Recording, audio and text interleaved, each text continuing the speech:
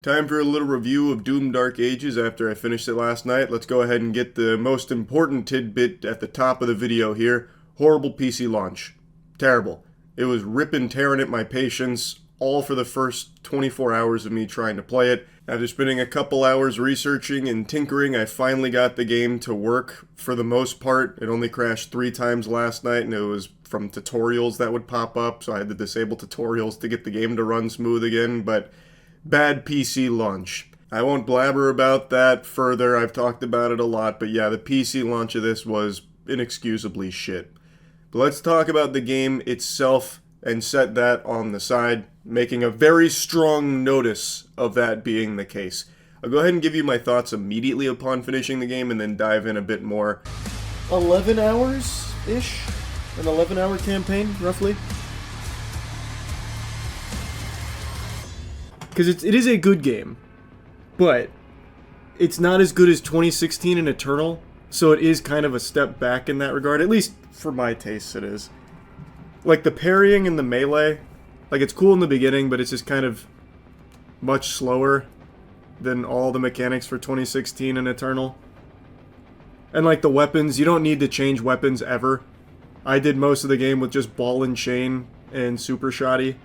You never need to, like, juggle weapons or change weapons for a fight or anything. It's pretty straightforward. I didn't play it on Weenie Hut Junior mode or anything, so don't even try with that cope. I played it on Nightmare difficulty, which is the highest difficulty the game offers.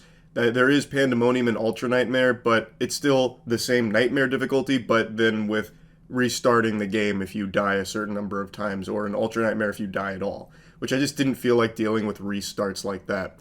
But it is the highest difficulty. Now, the game does have sliders that let you individualize your difficulty, so you can turn up projectile speed, enemy speed, and the parrying window, because Nightmare is extremely forgiving. This is by far the easiest game in the Doom franchise, well, the modern Doom trilogy, which is fine. Like, it doesn't need to be cutthroat. Like, you don't need to, eat your fucking spinach like Popeye in order to play Doom. I don't have a problem with that, just making a mention here. But even when you do turn the game up on all of those sliders, still a really forgiving game, especially the parrying. I will say, the game is absolutely at its best when you put it to the maximum game speed. So when you're, like, cruising around at, like, 200% speed or 150% speed, I already forgot what the cap was there, it feels better than the default speed.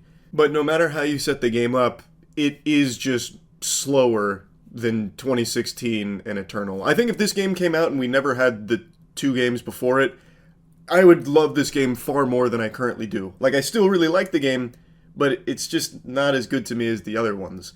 So, the main reason is, as I mentioned there, the guns you'd never really even need to think about. You can just choose one gun that you like and stick with it for the whole campaign, because the bread and butter of this is just parrying and meleeing. And you also get runes. You get 4 runes that will be like an auto turret or like a shockwave. I just use the auto turret the whole playthrough because it absolutely fucking melts things, where if you'll parry a projectile, you get like this immediate trigger, which is the auto turret, and it destroys everything that you look at. You're basically firing a fucking laser beam, like the Death Star, at all of the demons. And so you never really even need to use the guns all that much, like to think about what guns to use. So it just takes a lot of what made me love Eternal in 2016 out of it. Like, it is still fun, like, I do still like those mechanics, but it is just slower, especially because every time that you melee something, it slows the game down. Every time you parry something, it slows the game down. You don't have a lot of movement options. You have a shield charge, which is fast and it gets you around nicely, but other than that, you don't have any dashes, you don't have any double jump, you don't have anything like that. You sprint, which is nice, and you do sprint pretty fast, but there's just not a whole lot of, like, movement there, or verticality to that. Also, when you fall into water, you best be ready for a fucking snooze fest, because since there is no dashing, you move in water really, really agonizingly slow, and there is a lot of water in this game. Not the biggest deal in the world, but I just wanted to mention that in regards to movement. Also, the Mech and Dragon levels, no matter how, like, even if this is your favorite Doom game, which I think a lot of people it might be, if you don't like the very fast-paced action of, like, 2016 and Eternal, I feel like no matter what, you will not like the Mech and Dragon sections past the initial hype of it, because they are boring. Like, the mechanics for the Mech and the Dragon are rough. I don't think there's a soul out there that's going to fall in love with the dragon and mech sections. Again, they are very cool in the cutscenes, and there are some cool moments in there, like set pieces, but holy shit is it awful to play. It feels like I'm playing an arcade game from back in like 2004. You get like nothing to do, and it's the same thing over and over and over again. So every time you get into the mech or on top of the dragon, you're in for just no fun. It's rough. Like the mech, you punch until you fill up their meter, and then you right click for a bigger punch to kill them, and then you dodge. And that's it. Like the dodge is also really easy because they are so slow, so you can dodge everything without ever getting hit. And the dragon, same thing. You just right click onto something so you lock on, and then you either dodge left, up, down, or right, depending on where their projectile is going. And when you dodge, you get an empowered shot, so then you start destroying the thing that's shooting at you. Rinse and repeat. That's it. It sucks. Those sections are terrible. They should have just left them as cutscenes or like really small chunks of gameplay instead of like full levels. Would you say the final boss and story of this is better than Eternal at least? Yes.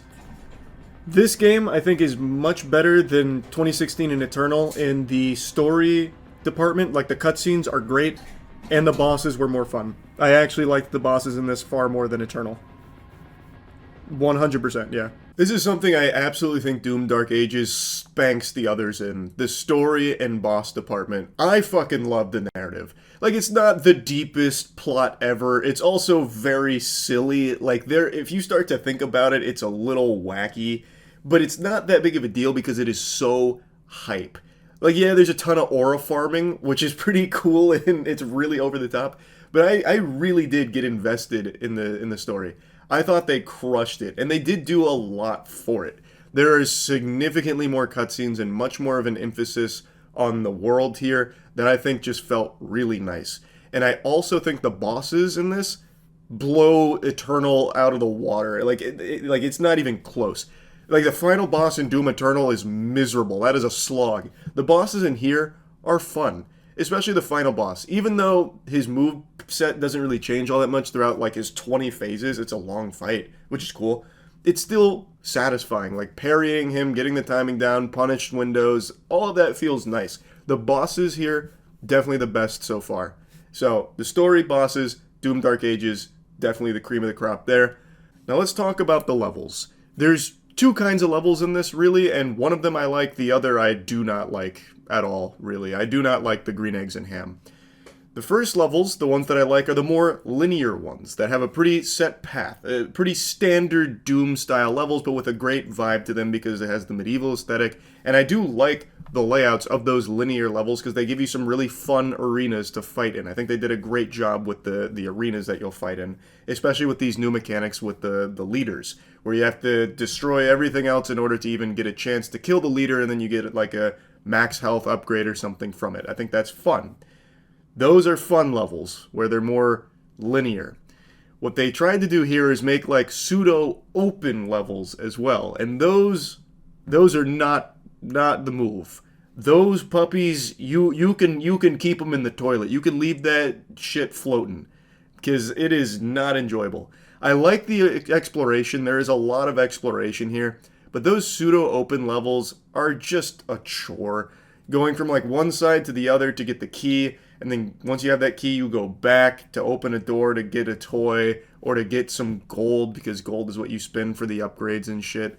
It's just, those levels are not enjoyable.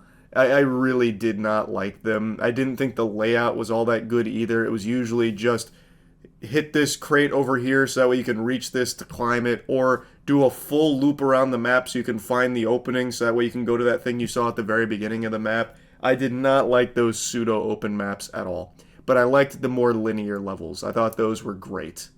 Music, it's a step down. I think everyone knew that was going to be the case. The music is not memorable, but it's fine. Like, it's decent. Like, it's not bad. With no Mick Gordon, I think everyone and their grandmother knew that these titties were going to stay a little flaccid. Those nipples weren't going to be perking up for the music here because it's such a big shoe to fill. But I think the music is good. And I don't think it's more than that. There is no point throughout the entire playthrough where the music ever stood out to me. It always just falls into the background. Like, it's there and you can recognize it, be like, oh, I can kind of hear like the jint on the guitar, you know, a huge chug or something back there, but there's never a moment where you're like, fuck, that's good stuff. Like, whereas in 2016 and Eternal, you'll hear a track come on and be like, damn, I need that on my workout playlist. Here, there's not a single track, a single moment in the music department where you're like, oh yeah, that was a fucking slapper. But it's fine. No, the guns are great. Like, I think the guns are super cool. They did an amazing job with the guns. It's just the gameplay doesn't necessitate you using them. You can just pick one gun and stay with it for the whole playthrough and you are totally fine.